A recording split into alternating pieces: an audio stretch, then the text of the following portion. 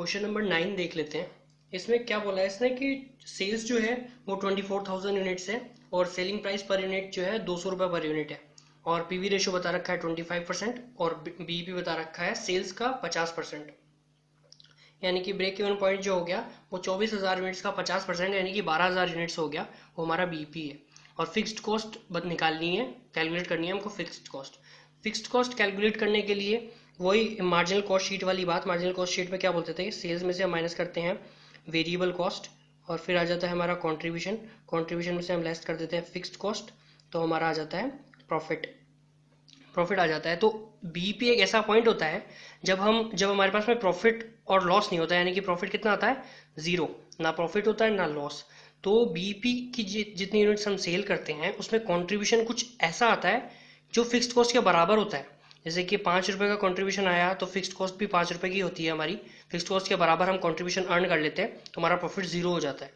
तो इससे सिंपल सी बात एक पता चलती है कि ब्रेक इवन पॉइंट्स की जो हम सेल करेंगे उस पर जो कंट्रीब्यूशन निकालेंगे वो ही फिक्स्ड कॉस्ट के बराबर होता है, तो फिक्स्ड कॉस्ट आसानी से आ जाएगी।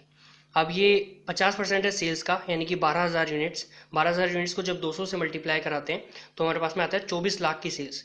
24 लाख की सेल्स को अगर हम पीवी रेशो से मल्टीप्लाई करा दें, सेल्स को पीवी रेशो से मल्टीप्लाई करा दें तो हमारे पास में आ जाएगा कॉन्ट्रीब्यूशन, यानी कि ब्रेक इवन पॉइंट्स की जो सेल है 24 लाख की, उसको हम 25% से मल्टीप्लाई करा देंगे तो हमारे पास में कंट्रीब्यूशन आ जाएगा उस बीईपी वाली सेल्स पॉइंट का। तो वो कंट्रीब्यूशन बराबर होगा फिक्स्ड कॉस्ट के, क्योंकि ये बीईपी का पॉइंट है तो फिक्स्ड कॉस्ट ही हमारी 6 लाख आ जाएगी। तो इसको फॉर्मूला में कैसे लिखेंगे, फॉर्मूला के लिए हम जानते हैं कि ब्रेक इवन सेल्स जो होती है वो होती है fixed cost divided by PV ratio. इस बार बीईपी हमारे पास में है जो कि हमने 12,000 यूनिट को 200 से मल्टीप्लाई करा के 24 लाख रुपए निकाल लिया, तो 24 लाख को यहाँ पे लिख दिया। फिक्स्ड कॉस्ट हमें निकालनी है, पीवी रेशो 25% दिया हुआ है तो फिक्स्ड कॉस्ट आ गई 24 लाख का 25% 6 लाख रुपए। फिक्स्ड कॉस्ट हमने निकाली। नेक्स्ट पॉइंट में इसने क्या पूछा है कि प्रॉफिट बताओ। प्रॉफिट कैसे होता है कि हम कंट्रीब्यूशन में से जो हमारी सेल्स है उसके ऊपर कंट्रीब्यूशन निकाल लेते हैं और उसमें से लेस कर देते हैं फिक्स्ड कॉस्ट। फिक्स्ड कॉस्ट हमारे पास में है, सेल्स हमारे पास में है, कंट्रीब्यूशन निकालने के लिए पीवी रेशो हमारे पास में है। तो 24 लाख को 200 से मल्टीप्लाई कराया तो टोटल सेल्स आ गई 24,000 को 24,000 मल्टीप्लाई बाई 200, तो ये हमारे पास में 48 लाख की सेल्स आ गई। इसको मल्टीप्लाई कराया पीवी रेशो से 25%, तो हमारे पास में आ गया 12 लाख का कॉन्ट्रीब्यूशन। और 12 लाख के कंट्रीब्यूशन में से 6 लाख जब हमने लेस कर दिया तो 6 लाख का हमारे पास में प्रॉफिट आ गया। ये चीज़ यहाँ पे इसने कर दी। तो 24,000 की सेल्स थी, उसको 200 से मल्टीप्लाई करा के पूरी सेल्स निकाल ली, फिर उस पर 25% मल्टीप्लाई करा के उसमें 12 लाख का कंट्रीब्यूशन निकाल दिया। कंट्रीब्यूशन में से हम लोग फिक्स्ड कॉस्ट को लेस कर देते हैं, फिक्स्ड कॉस्ट हम ऊपर निकाल चुके। 12 लाख में से जब 6 लाख लेस करेंगे तो 6 लाख का हमारे पास में प्रॉफिट आ जाएगा इस साल का। और इसने थर्ड पॉइंट में क्या बोल दिया, थर्ड पॉइंट में इसने बोला है कि डिजायर्ड प्रॉफिट बता दिया, 11 लाख का प्रॉफिट कमाना चाहता हूँ तो मेरे को कितनी यूनिट बेचनी पड़ेगी ये पूछ लिया। तो हम जानते हैं डिजायर्ड प्रॉफिट में 11 लाख में 6 लाख को प्लस करके पीवी रेशियो को डिवाइड कर देंगे तो ये आ जाएगा। इससे सिंपल कुछ होता नहीं है। Number of units to be sold to earn net income 25% on sales. अब ये इसी चीज़ को थोड़ा घुमा के पटक दिया। हमें पहले यूनिट्स बता देता था, इससे पहले हमने ये भी करा है कि कितने परसेंट प्रॉफिट होना चाहिए सेल्स पे। इस बार कॉस्ट पे रख दिया तो 25% ऑन कॉस्ट का मतलब होता है 20% ऑन सेल्स, ये बात हम लोग जानते हैं। तो 20% ऑन सेल्स निकालने के लिए वही फॉर्मूला यूज करेंगे हम, fixed cost plus desired profit divided by PV ratio. लेकिन डिजायर्ड प्रॉफिट को इस बार मान लेंगे हम x, और डिजायर्ड प्रॉफिट है 20% ऑन सेल्स क्योंकि वो 25% ऑन कॉस्ट था, तो ये हो जाएगा x का 20% यानी कि 0.2x। इसको इससे मल्टीप्लाई कराएंगे 0.25x और इसको इससे लेस करके जब 6 लाख में से 0.05 को डिवाइड करा देंगे तो टोटल सेल्स की वैल्यू आ जाएगी।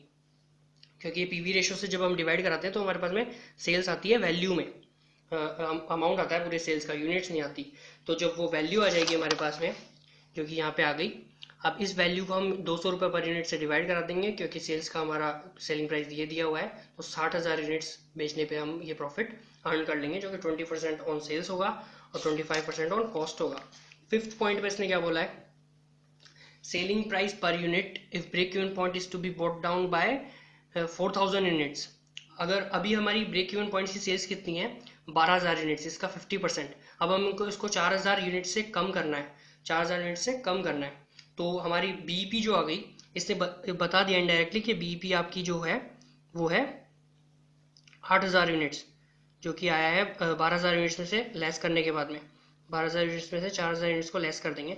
तो इस बार हमने बीईपी बता दिया और सेलिंग प्राइस पूछी है। इसका फॉर्मूला हमको याद है। इसका फॉर्मूला क्या होता था कि फिक्स्ड कॉस्ट को डिवाइड कर देते थे बीईपी से, ब्रेक इवन पॉइंट से, और उसमें प्लस कर देते the variable cost per unit. Variable cost per unit को ऐड करते थे तो हमारे पास में आ जाता था। फिक्स्ड कॉस्ट हमारे पास में इस बार दी हुई है, हमने निकाल ली। 6 लाख की फिक्स्ड कॉस्ट है। ब्रेक इवन पॉइंट जो है हमारा 8,000 यूनिट्स का आया है। और वेरिएबल कॉस्ट पर यूनिट कैसे निकलेगी, ये जो 200 रुपीज़ पर यूनिट की दी हुई है, इसमें 25% तो कंट्रीब्यूशन है। यानी कि अगर सेल्स का 25% कंट्रीब्यूशन है तो 75% जो होगी वो वेरिएबल कॉस्ट होगी, क्योंकि सेल्स में वेरिएबल कॉस्ट और कंट्रीब्यूशन दो ही चीज़ें होती हैं यहाँ तक। तो जब ये कंट्रीब्यूशन जो है वो 25% है तो बाकी बचा हुआ 75% वेरिएबल कॉस्ट पर यूनिट होने वाला है। तो 200 का 75% हम निकाल लेंगे, 150 रुपये। 150 रुपये पर यूनिट आ गया हमारा वेरिएबल कॉस्ट पर यूनिट। तो जब 6 लाख में हमने डिवाइड किया 8,000 यूनिट्स को तो आया 75। इसको प्लस कर देंगे 150 से तो हमारा 225 रुपीज़ आ गया सेलिंग प्राइस पर यूनिट। इसने भी यहाँ पे यही किया हुआ है, ये हमारा आंसर सही है 225। इसने थोड़ा सा अलग कर दिया एक्स मान के, तो हम इस नॉर्मल सिंपल फॉर्मूला से कर देंगे, आंसर आ जाता है सेलिंग प्राइस पर यूनिट। ये था क्वेश्चन नंबर कौन सा 9। अब क्वेश्चन नंबर देख लेते हैं 11।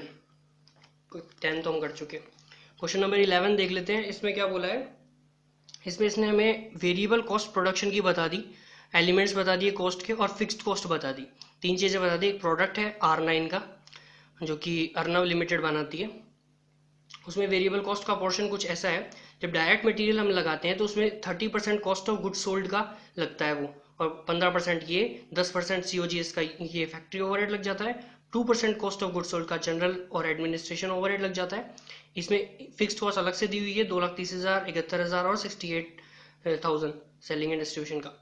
तो और ये लास्ट जो सेलिंग एंड डिस्ट्रीब्यूशन ओवरहेड्स हैं ये 4% कॉस्ट ऑफ सेल्स के हैं। ये सारे थे कॉस्ट ऑफ गुड सोल्ड के, और लास्ट में नीचे दिया हुआ है कॉस्ट ऑफ सेल्स का।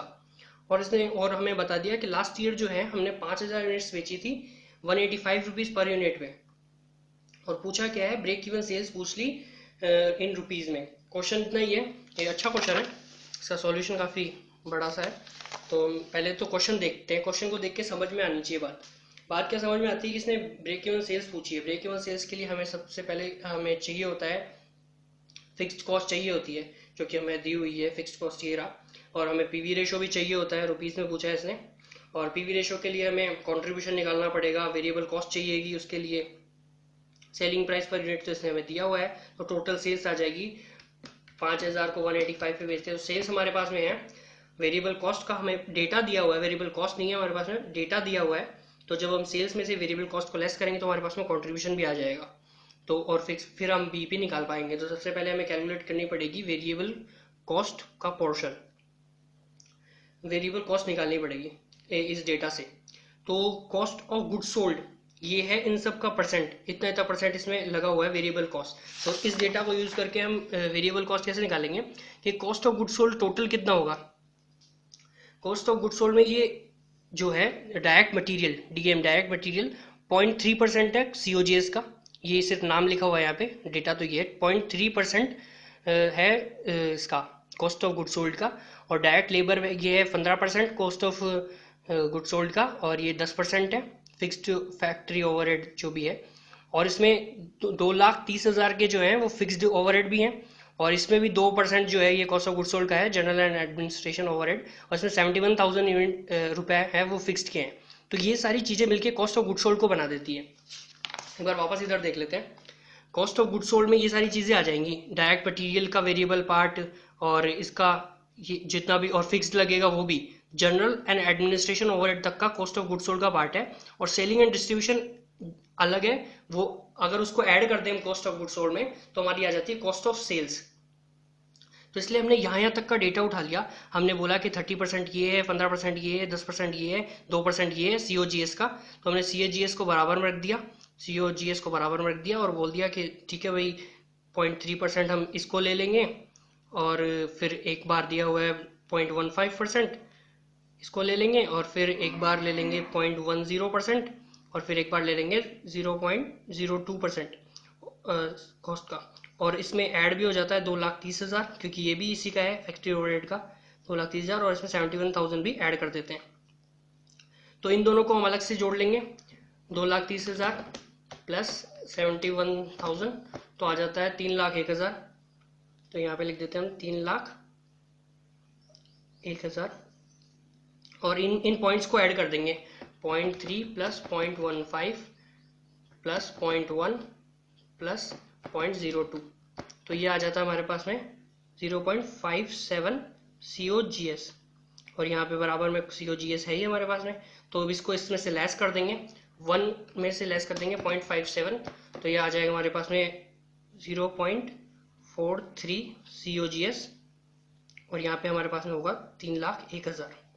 तो जब COGS निकाल ली है तो हम 3,01,000 में से डिवाइड कर देंगे, 3,01,000 डिवाइडेड बाय 0.43, तो हमारे पास में आ जाएगी 3,01,000 डिवाइडेड बाय 0.43, तो कॉस्ट ऑफ गुड सोल्ड आ जाएगी हमारे पास में 7 लाख की। ये सेम चीज़ इसने यहाँ पे करके निकाल लिया, 7 lakh cost of good sold आ गई 7 लाख की। अब कॉस्ट ऑफ सेल्स की भी ज़रूरत पड़ेगी हमें, क्योंकि टोटल वेरिएबल कॉस्ट में कॉस्ट ऑफ गुड सोल्ड भी आती है और कॉस्ट ऑफ सेल्स भी आती है। इन दोनों सारे एक्सपेंसेस को ऐड करके तब हमारी वेरिएबल कॉस्ट निकलेगी।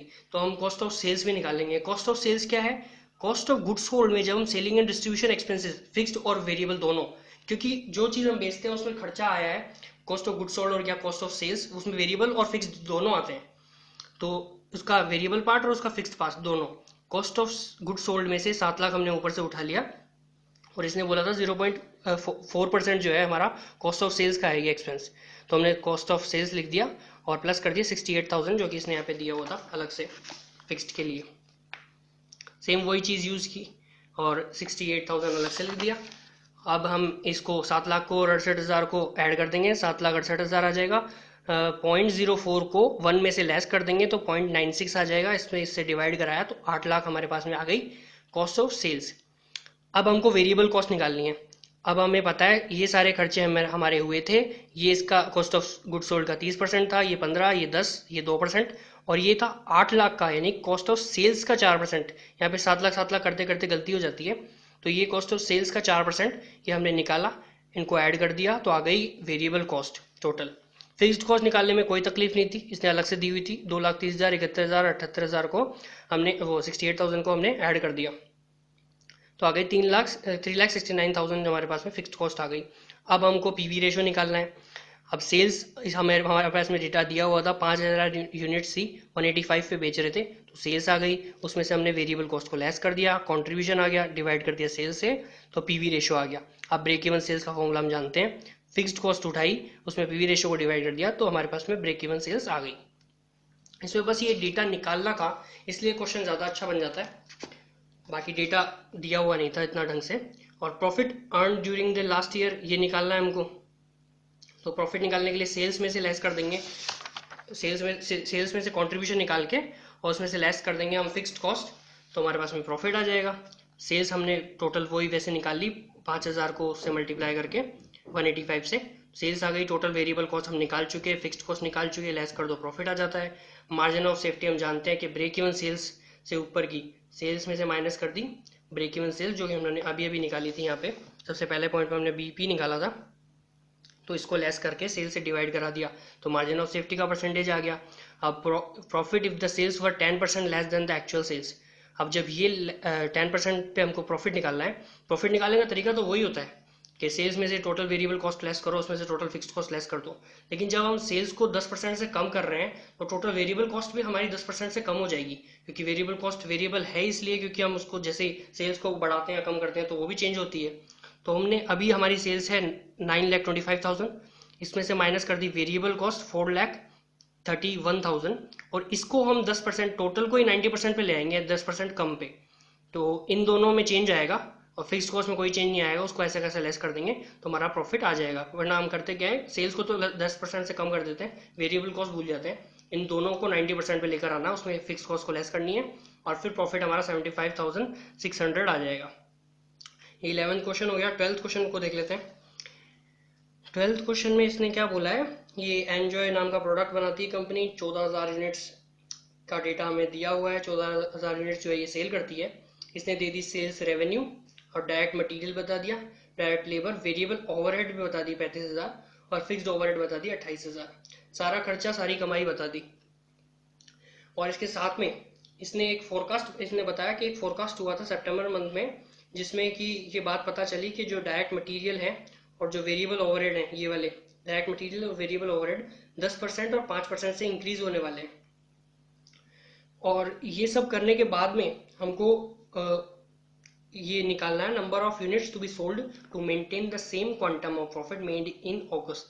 अगस्त का डेटा हमारे पास में है, तो सबसे पहले तो हमें इसका प्रॉफिट पता चले, तभी तो हम उस प्रॉफिट को निकाल पाने के लिए, सेम प्रॉफिट अर्न करने के लिए, ये कॉस्ट में चेंज हो गया उसके बावजूद वो सेम प्रॉफिट अर्न करने के लिए हम नंबर ऑफ यूनिट्स पता कर पाएंगे। तो प्रॉफिट निकालने के लिए हमारे पास में सेल्स दी हुई है, और ये तीनों जो है वेरिएबल कॉस्ट में आती है। होता क्या, हम देखते हैं वेरिएबल ओवरहेड तो सिर्फ यही वेरिएबल होगा, ये जबकि डायरेक्ट मटेरियल भी वेरिएबल होता है। सेल्स बढ़ाओगे, प्रोडक्शन बढ़ाओगे तो मटेरियल बढ़ाना पड़ता है, लेबर भी बढ़ाना पड़ता है, तो ये वेरिएबल में आते हैं, ये तीनों वेरिएबल है। तो इसमें से जब हम तीनों को लेस कर देंगे तो आ जाएगा हमारे पास में कंट्रीब्यूशन, कंट्रीब्यूशन में से लेस कर देंगे फिक्स्ड ओवरहेड, तो हमारे पास में आ जाएगा प्रॉफिट। अब इसमें हमको एक चीज़ की ज़रूरत पड़ेगी, हमको पर यूनिट डेटा की ज़रूरत पड़ेगी, इसलिए हम बीच में पर यूनिट का कॉलम भी बना लेते हैं, क्योंकि चेंज होने वाला है और उससे हमको ये सारी चीज़ें निकालनी है, number of units to be sold निकालनी है, कंट्रीब्यूशन पर यूनिट की ज़रूरत पड़ेगी, तब हमारी सेल्स निकलती है। तो हमको पर यूनिट का कॉलम भी बीच बना लिया इसने। सेल्स रेवेन्यूज ने बताया 2,52,000, यहाँ पे लिख दिया, यहाँ से सेम। यूनिट्स जो थी हमारी 14,000 थी, यहाँ पे ऊपर दिखी हुई दिखती नहीं है, तो 2,52,000 में जब 14,000 को डिवाइड कराया तो 8 रुपये पर यूनिट आ गया। वेरिएबल कॉस्ट इसने ऐसे का ऐसे लिख दिया, ये सेम वहाँ से डेटा उठाया, इनको पर यूनिट में बनाया 14,000 से डिवाइड करके और यहाँ पे लिखते गए, तो हमारे पास में कंट्रीब्यूशन आ गया 56,000 का। फिक्स्ड कॉस्ट इसने हमारी बता रखी है, फिक्स्ड ओवरहेड जो है 28,000 का है, तो प्रॉफिट भी हमारे पास में 28,000 का आ जाता है।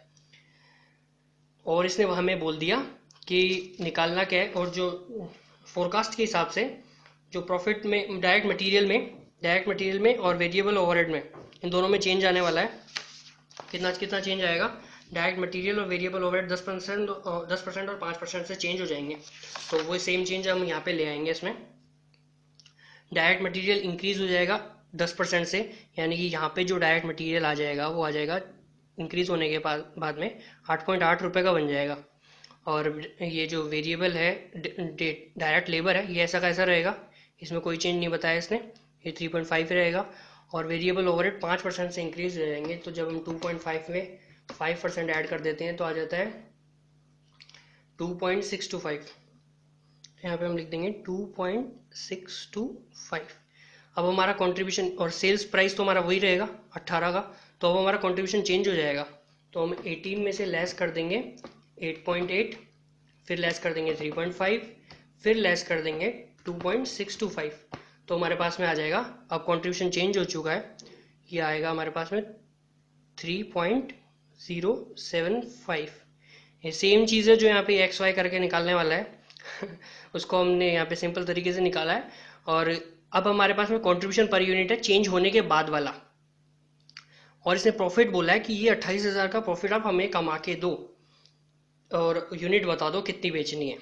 तो हमको एक बात पता चलती है कि वेरिएबल कॉस्ट में चेंज हो रहा है, लेकिन फिक्स्ड को ओवरहेड तो वही रहेंगे। तो जब हमें ऐसा कुछ कंट्रीब्यूशन चाहिए जिसमें से 28,000 की फिक्स्ड कॉस्ट को लेस करने के बाद में प्रॉफिट हमारा 28,000 आ जाए, तो सिंपल सी बात है, हमें कंट्रीब्यूशन मेंटेन करके चलना पड़ेगा 56,000 पे। तो हमें कंट्रीब्यूशन तो यही रखना पड़ेगा। अगर दूसरे तरीके से देखें, जो अपना सिंपल तरीका था, उसमें हम क्या करते थे, फिक्स्ड कॉस्ट प्लस कर देते थे डिजायर्ड प्रॉफिट का, और डिवाइड कर देते थे कंट्रीब्यूशन पर यूनिट से। तो अब इससे ही निकल जाएगा, क्योंकि हमारे पास में फिक्स्ड कॉस्ट है 28,000 की, इसने बता रखी है 28,000, और इसमें डिजायर्ड प्रॉफिट 28,000 हमें पता चल गया, 28,000 लेस ऐड कर दो इसमें और डिवाइड कर दो कंट्रीब्यूशन पर यूनिट से, जो कि हमारे पास में आया 3.075 का। सोल्व कर दो, ये यूनिट्स आ जाती है, करके देख लेते हैं। ये दोनों ऐड होने के बाद बनते हैं 56,000, इसमें से डिवाइड करते हैं 3.075 को, तो हमारे पास में यूनिट्स आ जाती है 18,212 मान लो, इसको इससे बढ़ा के तो 18,212 यूनिट्स आ जाती है। सिंपल सा है, लेकिन एक्स वाई से करके थोड़ा ज़्यादा सुंदर लगता है इन लोगों को, तो एक्स से भी देख लेते हैं एक बार। तो इसमें सेल्स की यूनिट्स मान ली एक्स, जो हमें यूनिट्स निकालनी है उसको मान लिया एक्स, 18 रुपये पर यूनिट पे हम बेच रहे हैं, तो 18x टोटल सेल्स हो जाएगी। यहाँ पे ये आ गई टोटल सेल्स। अब इस 8 रुपये जो डायरेक्ट मटेरियल था, 8 रुपये, इसमें 10% का इंक्रीज होने वाला है, तो इसको मल्टीप्लाई करा देंगे 1.10 से, या तो प्लस 10% लिख दो, या 1.10 से मल्टीप्लाई कराओगे तो भी 8.8 ही आएगा। तो ये इसमें चेंज हुआ, इसमें कोई चेंज नहीं हुआ था, ये 3.5 था, इसको ऐड कर दिया यहाँ पे, और ये जो 2.5 था इसमें 5% से चेंज होने वाला है, इंक्रीज हो जाएगा, तो इसको मल्टीप्लाई कर दिया 1.05 से। अब ये टोटल आ गई variable cost per unit, total मिला के वेरिएबल कॉस्ट पर यूनिट आ गई, लेकिन इसको भी मल्टीप्लाई कराना पड़ेगा एक्स से, यानी कि टोटल यूनिट से मल्टीप्लाई कराएंगे, तब हमारे पास में जो वेरिएबल कॉस्ट आएगी वो टोटल में आ जाएगी। यहाँ पे टोटल सेल्स और इसको मिला के, एक्स से मल्टीप्लाई कराना भूल जाते हैं, इसको मिला के हमारे पास में आ जाएगा वेरिएबल कॉस्ट टोटल। तो जब सेल्स में से वेरिएबल कॉस्ट टोटल लेस होगी तभी हमारे पास में कंट्रीब्यूशन आएगा 56,000 का, और 56,000 का कंट्रीब्यूशन मेंटेन करना जरूरी है अगर हमें 28,000 का प्रॉफिट कमाना है, तो क्योंकि फिक्स्ड कॉस्ट जो है वो 28,000 ही रहने वाली है, तो बराबर में हमने कंट्रीब्यूशन 56,000 का पहले ही लिख दिया। अब इसने क्या किया, इनको x मान के इस इक्वेशन बना ली, इन तीनों को ऐड कर दिया सबसे पहले, फिर 18x में से उतनी लेस कर दी, फिर जितना भी आया वो 3.7075 आएगा, उसको डिवाइड कर दिया 56,000 से, तो ये यूनिट्स आ गई। तो उसको ऐसे भी कर सकते हैं। और इसने नेक्स्ट क्या पूछा है, नेक्स्ट इसने पूछा है margin of safety in the month of अगस्त 2014 और सितंबर 2014, दोनों मंथ का डेटा था, ये था अगस्त, और सितंबर का इसने इंक्रीज होने के बाद में जो है, दोनों का मार्जिन ऑफ सेफ्टी इसने हमसे पूछ लिया। मार्जिन ऑफ सेफ्टी दोनों का कैसे निकाल लेंगे, प्रॉफिट हमारे पास में दोनों में 28,000 रहने वाला है, और मार्जिन ऑफ सेफ्टी हम लोग जानते हैं कि प्रॉफिट डिवाइडेड बाय जब हम पीवी रेशो कर देते हैं तो हमारे पास में आ जाता है margin of safety. PV ratio change हो जाएगा क्योंकि प्रॉफिट तो दोनों में 28,000 ही रखेंगे हम, अगस्त में भी और सितंबर में भी। पीवी रेशो में चेंज होगा क्योंकि वेरिएबल कॉस्ट में चेंज हुआ है। अब पीवी रेशो था 4 रुपये, पहले के हिसाब से कंट्रीब्यूशन था 4 रुपये, तो 4 को डिवाइड किया सेल्स प्राइस से जो कि 18 थी, तो ये कंट्रीब्यूशन का परसेंटेज आ जाएगा। और अब हमारे पास में चेंज होने के बाद में सितंबर में जो कंट्रीब्यूशन है वो 3.075 है, उसको डिवाइड करके पीवी रेशो निकाल लेंगे, और फिर पीवी रेशो है प्रॉफिट है तो डिवाइड करके निकाल लेंगे, तो 1,26,000 और 1,63,000 और 902 जैसा कुछ आ जाएगा। इसने अजीब तरीके से क्यों किया हुआ है, क्योंकि ये पॉइंटों में आने वाला है, तो पॉइंट में आएगा तो फिर एकदम से 1,26,000 निकलेगा नहीं, इसलिए इसने इसी को उल्टा करके यहाँ पे डिवाइड करा दिया। ये ऊपर का बनता है 400, ऊपर का बनता है 400, जब हम पीवी रेशो से डिवाइड कराएंगे तो इसने नीचे 400 कर दिया, ऊपर 18 कर दिया, और ये 100 इस फॉर्मूला का 100 आ रहा है यहाँ पे। तो चीज़ वही सेम है, बस थोड़ा सा अलग तरीके से कर दिया क्योंकि पॉइंट्स में आंसर आ रहा था। और ये मार्जिन ऑफ सेफ्टी भी निकल गई इसकी। अगले क्वेश्चन पे चलते हैं। अब क्वेश्चन नंबर 13 भी देख लेते हैं। इसमें इसने क्या बोला है कि अभी हम ऑपरेट कर रहे हैं 80% कैपेसिटी पे, और हमारी ब्रेक इवन सेल्स जो आती है वो आती है 400 करोड़ रुपए की, और पीवी रेशियो है हमारा 30%, और मार्जिन ऑफ सेफ्टी है 120 करोड़ रुपए। मार्जिन ऑफ सेफ्टी क्या होती है, हम एक्चुअल सेल्स में ब्रेक इवन सेल्स का पॉइंट जो हमारा आता है उससे ऊपर जितनी भी सेल्स करते हैं वो सारी होती है हमारी मार्जिन ऑफ सेफ्टी। तो अगर सेल्स निकाल ली हो तो ब्रेक इवन सेल्स और मार्जिन ऑफ सेफ्टी को अगर मिला दो तो एक्चुअल सेल्स आ जाती हैं। अगर इसको फॉर्मूला में देखना है तो हम मार्जिन ऑफ सेफ्टी कैसे निकालते हैं, सेल्स में से ब्रेक इवन पॉइंट को लेस कर देते हैं तो हमारी मार्जिन ऑफ सेफ्टी आ जाती है। लेकिन इस बार हमारे पास में सेल्स कैलकुलेट करनी है, मार्जिन ऑफ सेफ्टी दी हुई है, बीईपी दिया हुआ है, तो इस ब्रेक इवन पॉइंट को अगर हम इस तरफ ले आए तो मार्जिन ऑफ सेफ्टी में बीईपी ऐड हो जाएगा तो सेल्स आ जाएगी। ठीक है, आगे इसने क्या बोला है, इसने बोला है कि मैनेजमेंट ये डिसाइड कर रहा है कि अब हम 95% कैपेसिटी पे काम करेंगे। इससे होगा क्या, सेलिंग प्राइस जो है वो रिड्यूस हो जाएगी 10% से, और वेरिएबल कॉस्ट जो है वो इंक्रीज हो जाएगी 2% ऑन सेल्स पे। आगे इसने क्या बताया है, ये प्रोडक्शन में चेंज करने से फिक्स्ड कॉस्ट इंक्रीज हो जाएगी। अभी जितनी भी फिक्स्ड कॉस्ट आती है वो 50 करोड़ रुपए से बढ़ जाएगी। इस 50 करोड़ में डेप्रिसिएशन जो है वो तो इंक्लूडेड है, लेकिन जब हम जो इंटरेस्ट ऑन एडिशनल कैपिटल है, प्रोडक्शन बढ़ाएंगे तो एडिशनल कैपिटल तो लगानी पड़ेगी, तो वो इसमें इंक्लूडेड नहीं है। अब वो एडिशनल कैपिटल को कितनी है, वो है 100 करोड़ रुपए, इसकी हमें जरूरत पड़ेगी कैपिटल एक्सपेंडिचर के लिए और वर्किंग कैपिटल के लिए। इसने क्या पूछा है, सेल्स पूछी है सिंपल सी, और उसने बोला है कि सेल्स बताओ अगर हमें 20 करोड़ रुपीज और and above the present profit कमाना है, मतलब अभी हमारा जितना प्रॉफिट होता है उसमें उससे ऊपर हमें 20 करोड़ रुपए और कमाने हैं, वो उसके लिए हमें सेल्स बताओ, और इसमें हमें 15% इंटरेस्ट ऑन एडिशनल कैपिटल भी जो है वो कवर करनी है। तो हमारी सेल्स निकालने का वही फॉर्मूला था, fixed cost plus desired profit. इस बार होगा क्या, फिक्स्ड कॉस्ट जो है वो इंक्रीज हो जाएगी, वो इंक्रीज होके आएगी, मतलब अभी जो प्रेजेंट फिक्स्ड कॉस्ट थी उसमें पहले तो ये बढ़े हुए 50 करोड़ जुड़ जाएंगे, इसमें एडिशनल कैपिटल पे इंटरेस्ट इंक्लूडेड नहीं है, तो हम 100 करोड़ पे 15% यानी कि 15 करोड़ उसमें और ऐड कर देंगे। और फिर जो डिजायर्ड प्रॉफिट है हमारा, पहले प्रेजेंट प्रॉफिट कैलकुलेट करेंगे, उस प्रेजेंट प्रॉफिट में 20 करोड़ और जोड़ देंगे, फिर हमारा डिजायर्ड प्रॉफिट आ जाएगा।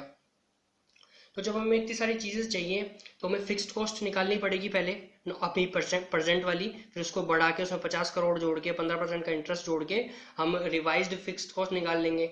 और हमें प्रॉफिट भी चाहिएगा, प्रेजेंट प्रॉफिट, और उसमें 20 करोड़ ऐड करके डिजायर्ड प्रॉफिट निकाल लेंगे। और प्रॉफिट निकालना है तो हमें सेल्स निकालनी पड़ेगी, जो हम पहले निकाल ली है, अभी बताया था कैसे निकली। और सेल्स में से वेरिएबल कॉस्ट लेस करेंगे, फिक्स्ड कॉस्ट लेस करेंगे, तो ही तो प्रॉफिट आएगा। तो हमें ये सारी चीज़ें कैलकुलेट करनी पड़ेगी पहले। हमारे पास में तो सिर्फ क्वेश्चन आता है, पहले क्वेश्चन को देख लेते हैं, इसमें से क्या चीज़ें क्या निकलेगी। तो बीईपी जो है वो हमने निकाल लिया, बीईपी और मार्जिन ऑफ सेफ्टी को ऐड करके हमारे पास में सेल्स तो आ चुकी। अब हमारे पास में वेरिएबल कॉस्ट नहीं है। वेरिएबल कॉस्ट कैसे निकलेगी, जब कंट्रीब्यूशन सेल्स का 30% है तो बाकी बचा हुआ 70% जो होगा वो होगा वेरिएबल कॉस्ट। तो जब ये 400 प्लस 120 520 का 70% निकाल लेंगे तो वेरिएबल कॉस्ट आ गई हमारे पास में। अब वेरिएबल कॉस्ट आ गई तो अब हमें फिक्स्ड कॉस्ट निकालनी है।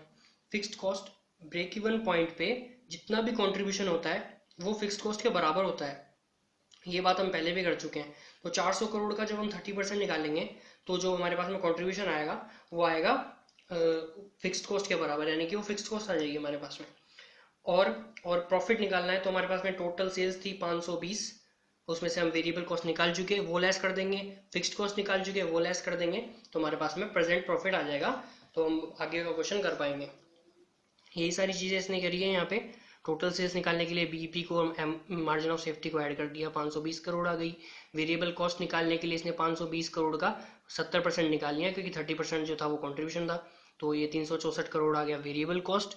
और फिक्स्ड कॉस्ट निकालने के लिए इसने क्या किया, ब्रेक इवन सेल्स को के ऊपर पीवी रेशियो से मल्टीप्लाई करा के कंट्रीब्यूशन निकाल लिया, यानी कि वो हमारी हो गई फिक्स्ड कॉस्ट। फिक्स्ड कॉस्ट आई अभी प्रेजेंट में जो हो रही है वो 120 करोड़ रुपए की आ गई। प्रॉफिट निकालने के लिए सेल्स में से वेरिएबल कॉस्ट और फिक्स्ड कॉस्ट को लेस कर दिया, तो अभी प्रेजेंट प्रॉफिट हमारे पास में होता है 36 करोड़ रुपए का। तो रिवाइज सेल निकालनी है हमें, उसके लिए हमारा वही फॉर्मूला यूज में आएगा, लेकिन अब फिक्स्ड कॉस्ट जो है हमारी चेंज हो चुकी होगी। डिजायर्ड प्रॉफिट बता रखा है इसने 20 करोड़ ऊपर प्रेजेंट प्रॉफिट के, तो अभी प्रेजेंट प्रॉफिट हो रहा है हमारा 36 करोड़, उसमें 20 करोड़ और जोड़ देंगे तो 56 करोड़ रुपए का प्रॉफिट हमें कमाना है। अब पीवी रेशो भी चेंज हो जाएगा, क्योंकि वेरिएबल कॉस्ट जो हो रही है वो चेंज हो रही है, वेरिएबल कॉस्ट में चेंज की वजह से पीवी रेशो भी चेंज हो जाता है। तो हम ये सारी डेटा हमको पहले निकालने पड़ेंगे। अभी हमारे पास में फिक्स्ड कॉस्ट जो आती है वो आती है 120 करोड़। 120 करोड़ के ऊपर इसने बताया कि चेंज करने से 50 करोड़ रुपए तो बढ़ चुके हैं ऐसे ही। तो 120 करोड़ में हमने ऐड कर दिया 50 करोड़ का, तो 170 करोड़ आ गया। अब इसने बोला है कि 100 करोड़ की एडिशनल कैपिटल है, उसमें 15% का इंटरेस्ट जो इसमें इंक्लूडेड नहीं है वो और ऐड कर देंगे हम, क्योंकि हमें सेल्स निकालने के लिए उसको भी कवर करना है। तो 15 करोड़ हो जाएगा 100 का, तो ये 185 करोड़ जो आएगी वो आ जाएगी हमारी fixed cost, revised fixed cost. इसने यहाँ पे निकाला हुआ है, वर्किंग नोट में देख लेते हैं एक बार। रिवाइज फिक्स्ड कॉस्ट कैसे निकाली, प्रेजेंट फिक्स्ड कॉस्ट 120, उसमें ऐड कर दिया इंक्रीमेंट इन फिक्स्ड कॉस्ट 50 और 50% इंटरेस्ट को ऐड कर दिया, तो 185 करोड़ की आ गई फिक्स्ड कॉस्ट। अब इस हमें निकालना revised PV ratio. Revised PV ratio के लिए क्वेश्चन में क्या लाइन दी हुई है, मतलब कि जो चेंज हुआ है उसी से तो हम पीवी रेशो निकालेंगे। सेलिंग प्राइस में हमारा चेंज हो गया, वो 10% से कम हो गई। वेरिएबल कॉस्ट हमारा चेंज हो गया, वो 2% से बढ़ गई, तो पीवी रेशो में भी चेंज आना बनता है। अगर नॉर्मली हमारे पास में सिर्फ क्वेश्चन है, सॉल्यूशन तो हम देख रहे नहीं इसने कैसे किया, तो हम कैसे सोचेंगे। हमारे पास में सेल्स जो आ गई वो आ गई 400 प्लस 120 520 करोड़ की। 520 करोड़ की हमारे पास में सेल्स है, और इस क्वेश्चन हमको बोल रहा है कि हम लोग जो है वो 10% से हमारी सेल्स की प्राइस कम हो जाएगी वैसे, लेकिन अगर इसमें माने तो सेल्स को कम कर लेते हैं, तो ये 520 में से 10% को कम कर देंगे हम, तो हमारे पास में आ जाएगा 468। 468 की हमारे अभी ये जो सेल्स है वो हो जाएगी, ठीक है। तो और इसने क्या बोला है, जो वेरिएबल कॉस्ट जो है वो 2% ऑन सेल्स से इंक्रीज हो जाएगी। वेरिएबल कॉस्ट 2% से इंक्रीज हो जाएगी, तो मतलब सेल्स का 30% कॉन्ट्रीब्यूशन होता है, तो 70% वेरिएबल कॉस्ट होता था, और ये भी सेल्स पे ही होता है, तो अब इंक्रीज होके कितना बन जाएगा 72%। 2% ही तो बढ़ाना है, तो अब इसमें से इस सेल्स में से हमारी वेरिएबल कॉस्ट को लेस कर देंगे। वेरिएबल कॉस्ट जो इंक्रीज होके आ गई, वो वेरिएबल कॉस्ट क्या हो गई इसका 72%। 468 का जब 72% निकालते हैं तो आता है 336.96। अगर इसको हम इसमें से लेस कर देंगे तो आ जाएगा हमारे पास में कंट्रीब्यूशन। तो लेस करने पर आया है 131.04, ये हमारा कंट्रीब्यूशन हो गया। ये हमारी सेल्स हो गई, तो पीवी रेशो निकाला जा सकता है। तो अब इसमें 131.04 में से हम 468 को डिवाइड कर देंगे और 100 से मल्टीप्लाई करा देंगे तो आ जाएगा हमारा रिवाइज्ड पीवी रेशो। ये क्या आएगा, डिवाइड करके देख लेते हैं, 468 मल्टीप्लाई बाय 100, ये आ गया 28%। अगर हम ऐसे निकालते तो भी हमारा पीवी रेशो आ जाता। ये सिंपल सा था, अगर सोचा जाए, सॉल्यूशन हमारे पास में है नहीं तो हम ऐसा ही सोचते कुछ। और लेकिन इसने क्या किया हुआ है, इसने भी सिंपल सा तरीका यूज किया है। इसने क्या किया, अभी वाली सेल्स को मान लिया 100 रुपए, अभी वाली सेल्स को मान लिया 100 रुपए, और इसने क्वेश्चन में डिटेल दी कि 10% से कम हो जाएगी तो 90% पे आ जाएगी, यानी कि अब सेल्स हो जाएगी 90 रुपीज़। ठीक है, वेरिएबल कॉस्ट जो है वो हमारी 70% है, 2% से बढ़ के 72% हो जाएगी। अब वेरिएबल कॉस्ट पर यूनिट कैसे निकलेगी, क्योंकि सेल्स पर यूनिट जो है हमारा वो 90 है। अब इसका 72% निकालेंगे तो इतना हमारा वेरिएबल कॉस्ट पर यूनिट आ जाएगा। अब कंट्रीब्यूशन, सेलिंग प्राइस 90 में से इसको लेस कर देंगे तो ये कंट्रीब्यूशन आ जाएगा। अब इस 25.2 को 90 से डिवाइड करके निकालेंगे तो भी 28% का पीवी रेशो आ जाएगा, जो कि हमने यहाँ पे ऐसे निकाला था, और अब हमारे पास में रिवाइज्ड पीवी रेशो है, रिवाइज्ड फिक्स्ड कॉस्ट है और डिजायर्ड प्रॉफिट भी है। तो हमने 185 करोड़ में से 56 करोड़ को ऐड करा और 28% से डिवाइड करके ये हमारी रिवाइज्ड सेल्स आ गई। इतने करोड़ की सेल्स हमको करनी पड़ेगी अगर हमें ये प्रॉफिट कमाना है तो। आगे इसने क्या बोला है क्वेश्चन में, इसने बोला है कि रिवाइज्ड ब्रेक इवन पॉइंट निकालो। एक बीईपी इसमें दिया हुआ है, अब रिवाइज्ड वाला निकालना है, और पीवी रेशो हम निकाल ही चुके, उसकी कोई जरूरत नहीं है, मार्जिन ऑफ सेफ्टी भी निकाल के बता दो। रिवाइज्ड बीईपी के लिए फिक्स्ड कॉस्ट हम कैलकुलेट कर चुके, ये 185 करोड़ आई थी।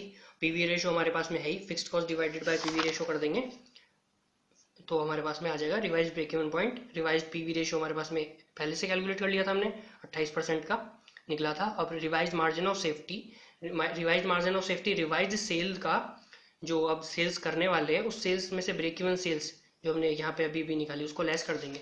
ये टोटल सेल्स वो वाली सेल्स नहीं लेनी 520 करोड़, ये पहले था। अब जो सेल्स होगी, रिवाइज सेल्स वो होगी, ये वाली होगी 860.71 करोड़। ठीक है ना, तो अगर इस सेल्स में से जो ब्रेक इवन सेल्स हमने निकाली है इसको लेस कर देंगे तो मार्जिन ऑफ सेफ्टी आ जाएगा रिवाइज्ड वाला। अगर ऐसे नहीं करना तो ऐसे भी कर सकते हैं।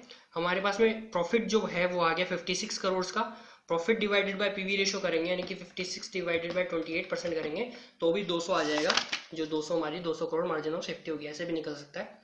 तो ये क्वेश्चन नंबर 13 हो गया। अब क्वेश्चन नंबर 15 देख लेते हैं। ये भी एक अच्छा क्वेश्चन है, ये 13 भी अच्छा था और 15 भी अच्छा है।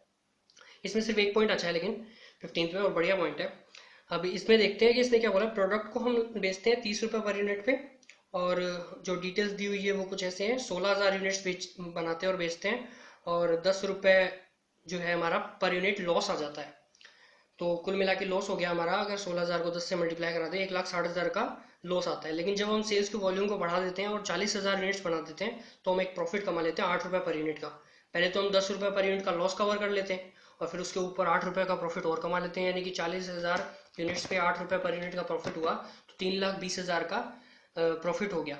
अब इसने हमें ऐसे डेटा दे दिया, लेकिन ऐसे क्वेश्चन हम पहले भी कर चुके हैं जिसमें दो डिटेल्स दी हुई होती थी और प्रॉफिट बता रखा होता था, दो सेल्स और उन दोनों का प्रॉफिट। तो इस बार ये चार्ट हमने बना लिया। 1,60,000 पे सेल्स इतनी हो गई, क्योंकि 30 रुपये पर यूनिट का हमारा सेल्स प्राइस है, तो सेल्स हमने निकाल ली 4,80,000 और 12 लाख, और लॉस यहाँ पे प्रॉफिट नेगेटिव आ गया 1,60,000 का, यहाँ पे 3,20,000 का वो प्रॉफिट आ गया पॉजिटिव। अब पीवी रेशो हम जानते हैं, change in profit divided by change in sales. Profit क्या चेंज हुआ, पहले हमें 1,60,000 का लॉस कवर किया, फिर 3,20,000 का प्रॉफिट और कमा लिया, तो 3,20,000 में हम ऐड कर देंगे 1,60,000, तो प्रॉफिट में जो चेंज आया वो आया 4,80,000 का। और चेंज इन सेल्स वैल्यू लिखनी है यहाँ पे, क्योंकि हम पीवी रेशो निकाल रहे हैं। कंट्रीब्यूशन निकालना होता है तो चेंज इन सेल्स की वो यूनिट्स लिखनी होती है। मतलब अगर हम यूनिट्स का चेंज यहाँ पे लिख देंगे तो हमारे पास में कंट्रीब्यूशन पर यूनिट आ जाएगा, फिर हम कंट्रीब्यूशन पर यूनिट को इस 30 से डिवाइड करके निकालेंगे तो भी पीवी रेशो आ जाएगा, लेकिन अगर वैल्यू लिख देंगे तो डायरेक्ट पीवी रेशो आ जाएगा। अब आगे इसमें क्या निकालना है कि इसने बोला है कि ब्रेक इवन पॉइंट निकालो रुपीज में। ब्रेक इवन पॉइंट के लिए हमें पीवी रेशो तो आ गया हमारे पास में, अब चाहिए फिक्स्ड कॉस्ट। तो एक सेल उठा लेंगे, उसको पीवी रेशियो से मल्टीप्लाई करा देंगे तो हमारे पास में आ जाएगा कॉन्ट्रीब्यूशन। सेल उठाई, पीवी रेशियो से मल्टीप्लाई कराया, कॉन्ट्रीब्यूशन आ गया। फिक्स्ड कॉस्ट में से क्या होता है, कॉन्ट्रीब्यूशन में से जब हम प्रॉफिट को लेस कर देते हैं तो फिक्स्ड कॉस्ट आ जाती है। तो प्रॉफिट इसका था 3,20,000, इसी की सेल्स उठाई थी तो इसी का प्रॉफिट उठाया, उसको लेस कर दिया तो आ गया 4,80,000 की हमारी फिक्स्ड कॉस्ट आ गई। तो ब्रेक इवन पॉइंट आसानी से निकल जाएगा। बीईपी क्या होगा, fixed cost divided by PV ratio, BEP आ गया। इसने बोला अगर सेल्स की वॉल्यूम जो है 50,000 यूनिट्स हो जाए तो प्रॉफिट बता दो, बता देंगे। 50,000 को पहले तो 30 से मल्टीप्लाई करा के टोटल सेल्स निकाल देंगे, उस सेल्स को पीवी रेशियो से मल्टीप्लाई करा देंगे तो कंट्रीब्यूशन आ जाएगा, उसमें से लेस कर देंगे फिक्स्ड कॉस्ट तो प्रॉफिट आ गया। यहाँ तक तो बात एकदम सिंपल थी। अब ये जो इसका थर्ड पॉइंट है, ये क्या बोलता है, ये पूछ रहा है कि मिनिमम लेवल ऑफ प्रोडक्शन बताओ जहाँ पे कंपनी को प्रोडक्शन बंद ना करना पड़े, और अगर हमारी अनअवॉइडेबल फिक्स्ड कॉस्ट जो है वो है 1,50,000 रुपए की। अनअवॉइडेबल फिक्स्ड कॉस्ट होती क्या है, ये फिक्स्ड कॉस्ट एक ऐसी फिक्स्ड कॉस्ट है, अगर हम प्रोडक्शन को बंद भी कर देंगे ना तो भी ये खर्चा हमारा आता ही रहेगा। इसने वो लेवल पूछा है कि भाई मैं प्रोडक्शन बंद कर दूं, और प्रोडक्शन बंद करने की जरूरत क्यों पड़ती है, कंपनी को लॉस हो रहा होता है बहुत ज़्यादा, तो वो सोचती है कि इस लॉस को कम कर दिया जाए। क्योंकि आप कोई भी बिजनेस कर रहे हो तो अगर आप उस बिजनेस को बंद कर दोगे तो भी आपको लॉस तो होगा ही। ऐसा नहीं है आप प्रोडक्शन बंद कर दोगे, काम करना बंद कर दोगे तो लॉस नहीं होगा, लॉस होगा, लेकिन उस लॉस को हम कम कर देते हैं, क्योंकि हमारी जो फिक्स्ड कॉस्ट आ रही होती है, जो अवॉइडेबल फिक्स्ड कॉस्ट आ रही होती है, वो प्रोडक्शन को बंद करने से वो रुक जाती है, वो हमारी फिक्स्ड कॉस्ट नहीं आती, वो इंकर्ड नहीं होती। अगर वो कॉस्ट इंकर्ड नहीं होती तो हमारा लॉस कम हो जाता है। लेकिन अनअवॉइडेबल फिक्स्ड कॉस्ट एक ऐसी फिक्स्ड कॉस्ट है जो अगर हम प्रोडक्शन बंद कर दें या प्रोडक्शन को चालू रखें वो कॉस्ट तो आएगी आएगी, इससे हम लोग बच नहीं सकते। तो इसने पूछा है एक ऐसा लेवल बता दो कि जहाँ पे कंपनी को प्रोडक्शन को बंद ना करना पड़े। तो उसके लिए क्या होगा, अब हमारे पास में फॉर्मूला में थोड़ा सा चेंज आ गया। पहले तो हमें प्रोडक्शन का लेवल ही निकालना है, यानी कि ब्रेक इवन पॉइंट जिसको हम बोलते थे, वो निकालने के लिए हम क्या करते थे, fixed cost divided by contribution per unit. अब हमें अनअवॉइडेबल फिक्स्ड कॉस्ट का डेटा दिया हुआ है, तो जब टोटल फिक्स्ड कॉस्ट में से जो कि 4,80,000 थी हमारी इस क्वेश्चन में, उसमें से अनअवॉइडेबल फिक्स्ड कॉस्ट को लेस कर देंगे और कंट्रीब्यूशन पर यूनिट से डिवाइड कर देंगे, तो हमारे पास में यूनिट्स आ जाएगी, ऐसी यूनिट्स जिसपे हमारा अवॉइडेबल फिक्स्ड कॉस्ट जो था वो रिकवर हो जाएगा। अवॉइडेबल फिक्स्ड कॉस्ट कितना हुआ, 3,30,000 का, क्योंकि वो 1,50,000 तो कवर होने वाले हैं नहीं कंट्रीब्यूशन से। तो अगर हमने प्रोडक्शन चालू रखना है तो उस प्रोडक्शन से कम इतना तो कमाए कि उस प्रोडक्शन की वजह से जो फिक्स्ड कॉस्ट आ रही है वो रिकवर हो जाए। अगर हमारी प्रोडक्शन की वजह से फिक्स्ड कॉस्ट जो आ रही है वो रिकवर हो जाए तो हम प्रोडक्शन चालू रख सकते हैं, उसमें कोई दिक्कत नहीं है। अगर बंद भी कर देंगे तो भी अनअवॉइडेबल फिक्स्ड कॉस्ट तो आती रहेगी। तो डिसीजन मेकिंग के टाइम पे अनअवॉइडेबल फिक्स्ड कॉस्ट का तो लेना देना ही नहीं है, क्योंकि प्रोडक्शन करना या ना करना सब इसका कोई मतलब नहीं है, ये तो आती रहेगी। तो वो कॉस्ट मैटर करती है, रिलेवेंट वो कॉस्ट है जो प्रोडक्शन करने की वजह से आ रही है, तो हमें उसकी रिकवरी करनी है यहाँ पे। तो 4,80,000 में से अनअवॉइडेबल फिक्स्ड कॉस्ट को लेस करने के बाद में तो 3,30,000 है, ये हमें कंट्रीब्यूशन पर यूनिट से रिकवर करना है। कंट्रीब्यूशन पर यूनिट निकाल लिया इसने, पीवी सेल्स प्राइस को पीवी रेशियो से मल्टीप्लाई करा के, कंट्रीब्यूशन पर यूनिट 20 रुपये आ गया। तो 16,500 यूनिट अगर हम प्रोडक्शन करेंगे तो 20 रुपये का कंट्रीब्यूशन कमाने की वजह से 3,30,000 की जो कि अवॉइडेबल फिक्स्ड कॉस्ट है वो हमारी रिकवर हो जाएगी। तो हमें प्रोडक्शन करने से कोई नुकसान नहीं होगा और प्रोडक्शन को बंद करने की जरूरत नहीं है। ये भी हो गया खत्म।